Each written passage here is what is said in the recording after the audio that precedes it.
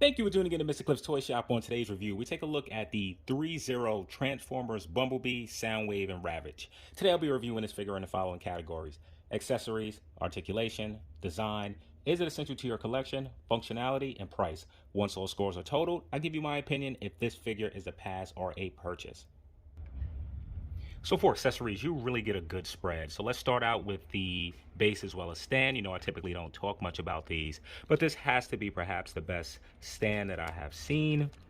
This thing is completely functional, pretty cool to have. Moving on next to Soundwave's Canon.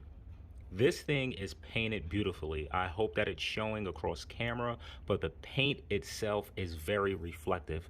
I would have liked some more detail in a weapon, perhaps some weathering, but it does look good the way that it is. So coming to something for Soundwave that's pretty iconic for the character would be his shoulder cannon, and this thing is painted fabulously. If you see just the red details and the very small areas, you can see some silver. This thing is done well, and it is weathering across this. Really like how the fan inside looks. Great accessory. And the hands. I thought that these hands were die cast. They look phenomenal. Threezero really does a good job with their paint. These hands are very soft. Sliding over to Ravage, which you can clearly see I don't have him transform. We'll save this part for the functionality, but this is how he comes in package. And Ravage comes with a few accessories.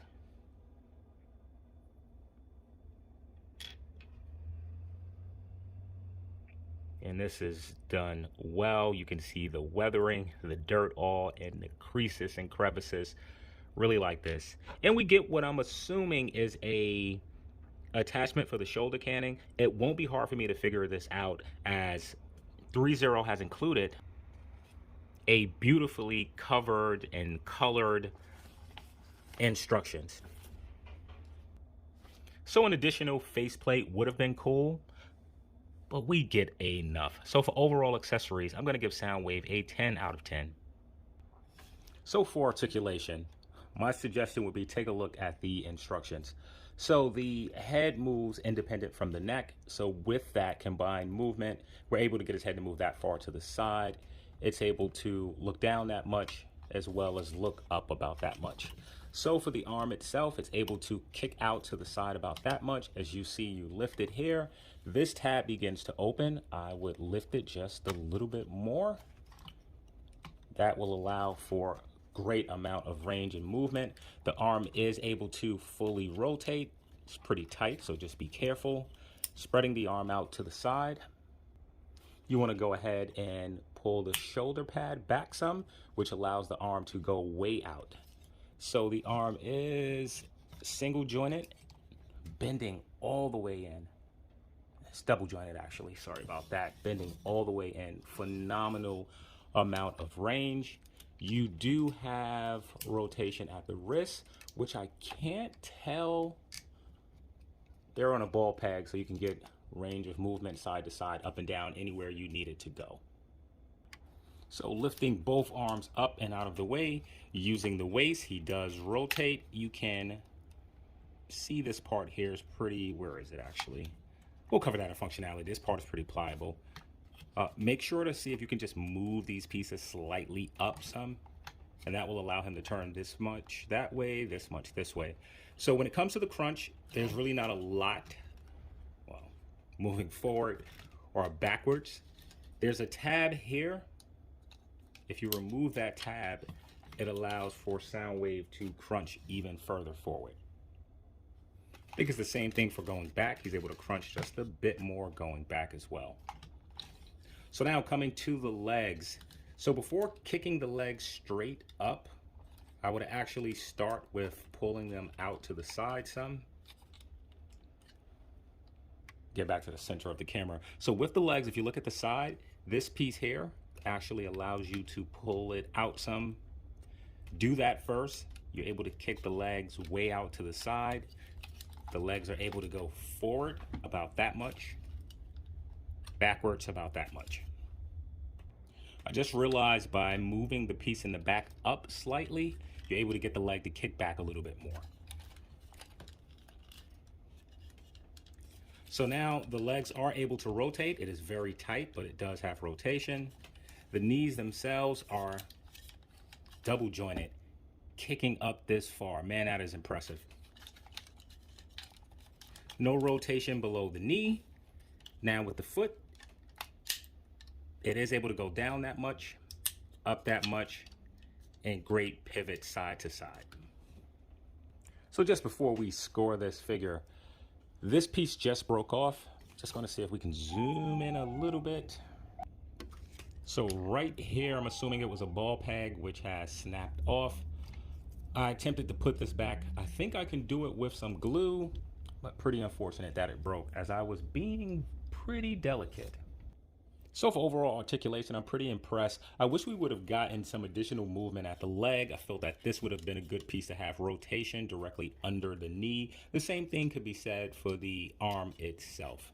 So for overall articulation, I'll be giving Bumblebee an 8 out of 10. So for design, I feel that we can spend the bulk of time just talking about how stupendous this figure looks. Let's go ahead and just start with some of the weathering that you see along the areas of the chest and the arm. Also, how can I skip the part that the blue is also beautiful? Just a great color for Soundwave.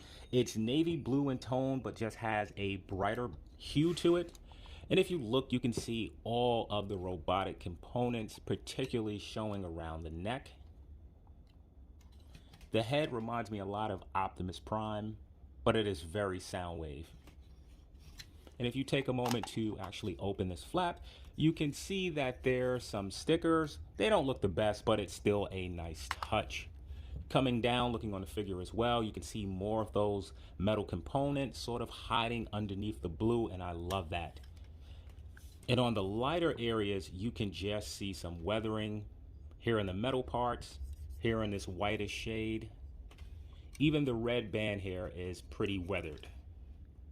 And that just doesn't stop. If you come down, just looking at the details, it's in each groove. All of the silver pieces are painted immaculately clean.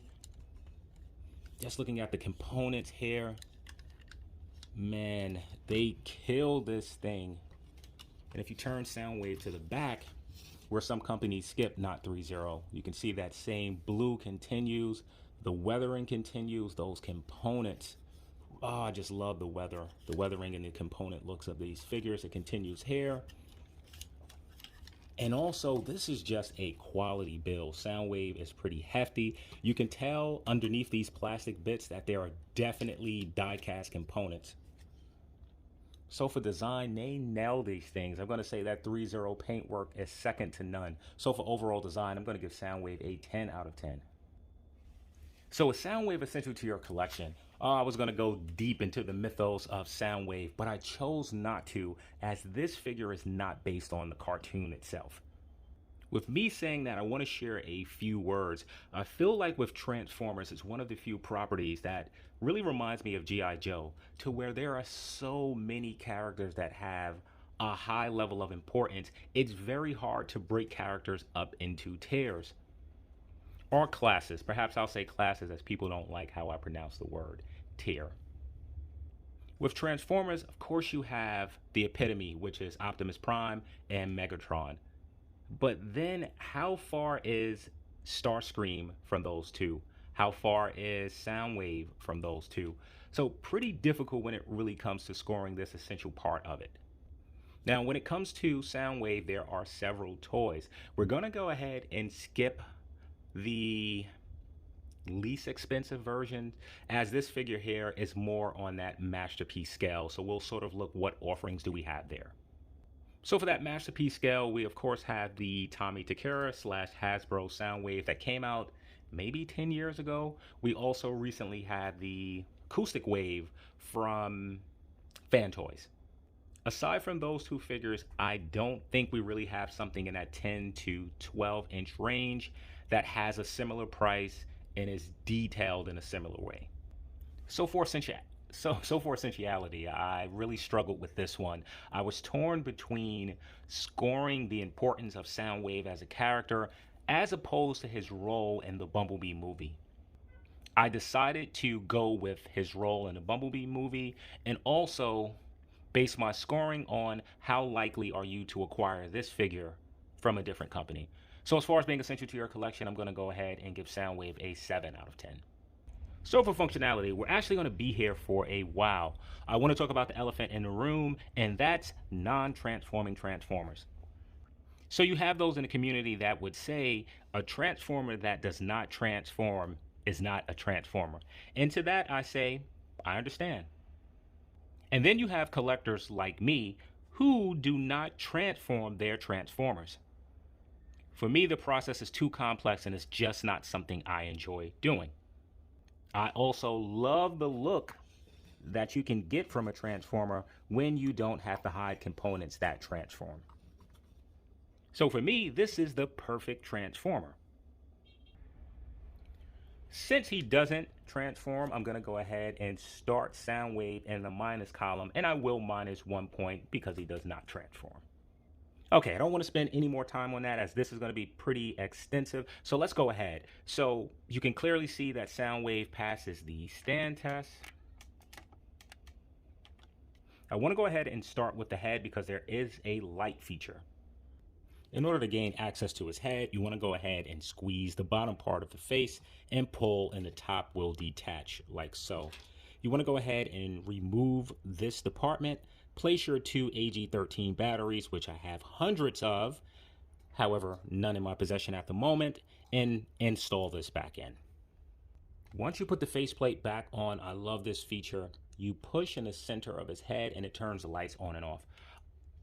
My goal is to make sure that I have batteries installed by the end of this video. So with that done, let's move to the next part, his chest component. Want to make sure that Ravage is actually able to fit inside, and Ravage is able to fit. Wanted to do that before we actually transform him. So let's take him out. So let's turn Soundwave to the back before I forget. I certainly want to talk about this tail piece. I really like the fact that Threezero did not want to break up the scope and design, so they made this piece detachable to allow for additional range. Looking at the shoulders, I really like how, for one, when you're lifting the shoulders, because let's face it, they could have made it to where the shoulders stop right there. Instead, they allowed a piece here to be movable, which will provide the figure with additional range. Also, love the fact that the shoulder pad is able to move out of the way. If it did not, this is the amount of range that we would have. With it lifted, you can lift the arm all the way up. Coming to the side, I like that this area is very soft, which makes sure that anything that's coming in contact with this will not break it. Now to where I will be deducting a point, you have this piece which is on a ball peg. Unfortunately, mine had broke off. Coming down to the legs of Soundwave, I also like the fact that with the leg, you're able to pull this part out to the side, which allows for additional range. I really like that.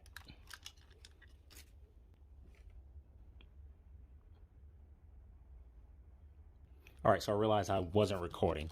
So with this hand, we're gonna go ahead and remove it. Not my favorite system. I always prefer the peg to be on the hand itself.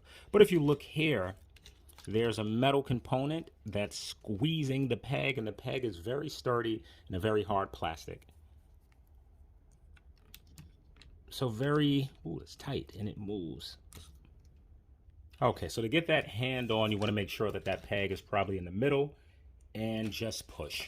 So we're gonna go ahead and go with his blaster, which being, since the hands are soft, I'm just gonna go ahead and force my way through. Oh, heard something.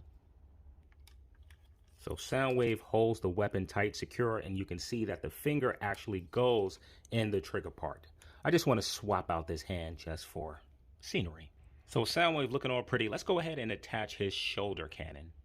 In order to do so, you want to find this piece here, which is die cast. You want to put the straight part of it directly into the cannon itself. This I had to read the instructions for, as I was like, how does this work? So if you turn him to the back, it's okay, it's okay. If you turn him to the back, there's a hole here, and this part goes in here. Now I seen that originally. Just want to explain, this part is die cast. I didn't know that there were movable parts here because it feels so solid, and when you look at it, it really doesn't look like it give way.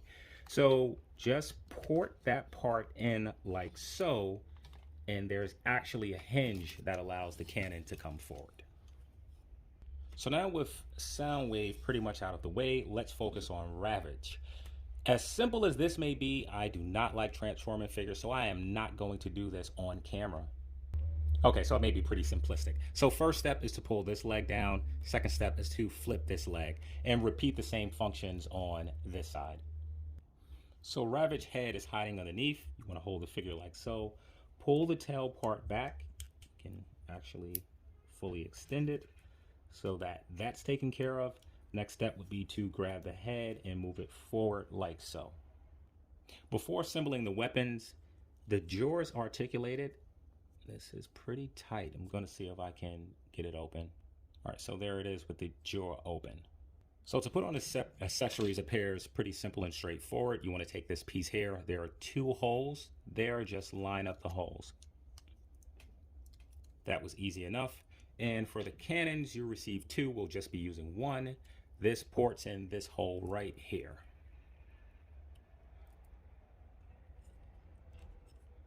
There you have it. And to go over some articulation for Ravage pretty quickly. So you do have rotation.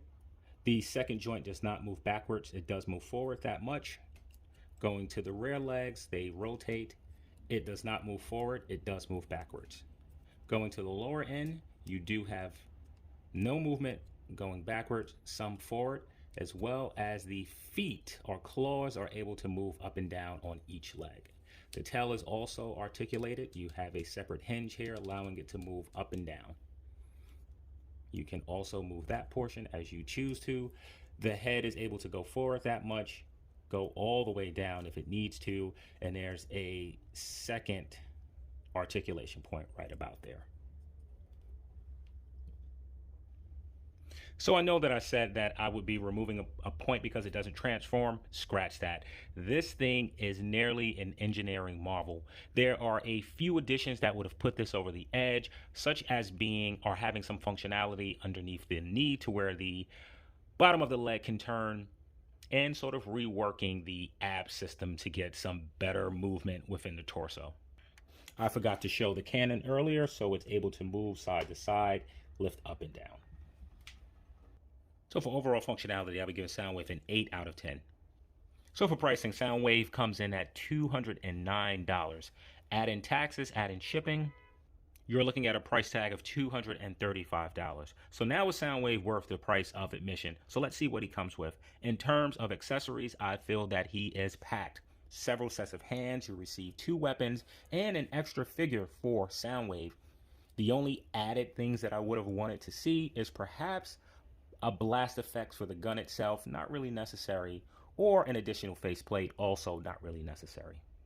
While the accessories is a very nice touch, that's really not where this figure shines. It is the design. This figure looks like it jumped straight out of the movie. The paint details are gorgeous.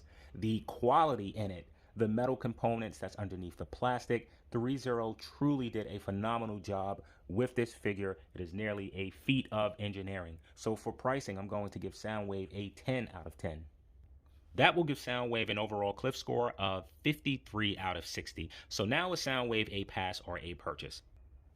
So this Soundwave is not for 3 collectors. 1, if you don't collect Transformers. I feel there's nowhere else to really put this into your collection except with Transformers. 2, if you only purchase Transformers that transform, as obviously this figure does not do that. And 3rd, for Transformer collectors that purchase action figures at a lesser price point. This is absolutely a high-end collectible. It is fragile. Make sure that you read the instructions. This is not for your children. Take this from someone who has children, who has a child that loves to touch my collectibles. I am absolutely putting this figure in the box before my son gets home from school.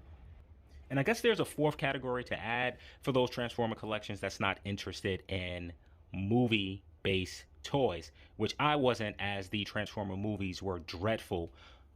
That Bumblebee movie, which many passed on, was actually a pretty good movie, and we got to see Transformers the way that they should look. So if you don't fit into those four categories, this is an absolute purchase. This is my first figure from the Threezero DLX line. I am absolutely going back to get Blitzwing next, then Bumblebee, and I'll try to find that Optimus. Okay, here's Soundwave by his lonesome. So for scale, I don't have many things that are compatible, at least around me. So here's a Marvel Legends. Here's an Iron Man Hot Toy.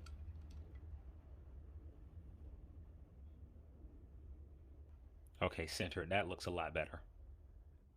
All right, let's go ahead and throw in a Threezero Transformer. Let's go ahead and throw in Megatron from the, what is it, Siege or Cybertron? Whatever that Netflix cartoon is.